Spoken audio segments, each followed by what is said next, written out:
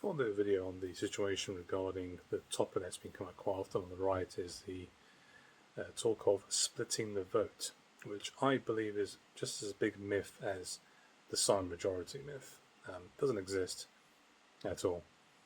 And you can look at several by-elections. One in particular is the Runcorn by-election, where Sarah Potion from Reform UK won her seat by a very small margin. Very small margin.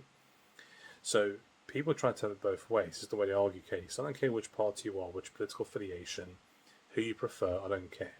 But it's a myth. And people on the right keep talking about this online. It's just embarrassing.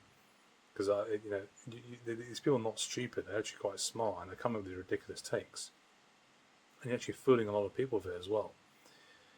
If Party A has, let's say in this case, my party, whether it's a Reform UK or Advance UK, whichever name it is, we are close to winning that seat and having another seat in Parliament and strengthening our party from one election to the other. Okay, so I have 5,000 people willing to vote for me. Then this other guy comes in, Party B, and says, these guys aren't radical enough, we are.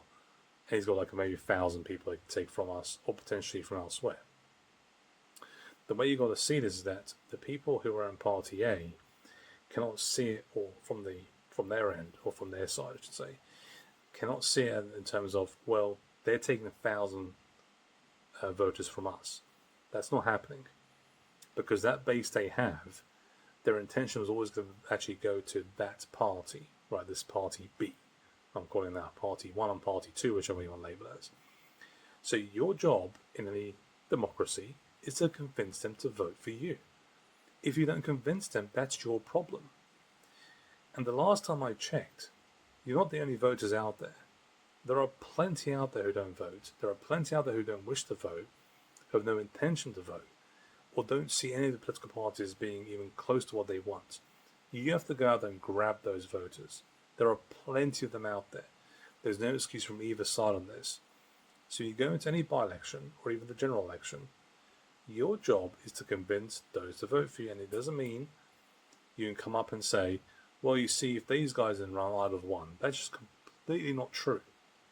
Because they look at the election results, they look at the numbers and say, oh, you see, if that minus off that, then we'd have won. That's just not true at all. Because those people never vote for you. They didn't vote for you in the end. Because they did not vote for you. That's the way it works. Okay? And on top of that, if you look at the result in Runcorn, if the Tories had screwed up Reform's chances, and Sarah Potion lost by about 3 votes, I mean, quite something, of course, lost by 3 votes, the people who then were singing the praise of Reform by saying, you see, that's how you campaign and win, which was true, that's how they won, because they campaigned really hard, and they just won it. That was a shock to me how they won that one, right? By that tiny margin. Well, you can't blame the Tories now, can you? Or blame any other party. That's on you. You won that seat not because of tactical voting. You won it because you've done enough to win that seat. You went out there and talked to people, door knocking. You were doing exactly what your opponents do every single election. Go twice as hard, work 10 times harder than the opposing number to get those votes. And you did it. And this next by-election coming up next week, I believe it's on Thursday, where Matt Goodwin's the candidate for Reform, and I can't remember the guy's name, Buckley. Forgive me, I forget his name. He's the one who's running for Advance UK. If Reform lose that by 5 votes, and Buckley gets 6 votes, just for argument's sake, he's going to get probably more than 6 votes. Are you seriously going to tell me that Matt Goodwin lost because of those 6 votes? Of course not. There are many tens of thousands of votes as you can go and grab 6 votes from. Okay? So we've seen it on the left as well, it's across the entire political spectrum, but particularly on the right, what a bunch of whiny babies we have.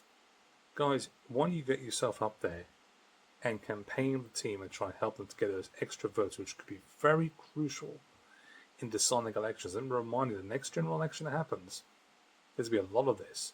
Very close races. Don't think it's in the back. Alright? You can swing 20, 30, 40, potentially 50 seats in your direction because you worked twice as hard. Okay, so I really hope you guys think about that. We're still some time away from it. But you need to stop thinking about how one side's ruining this because there's no tactical voting. It is a myth.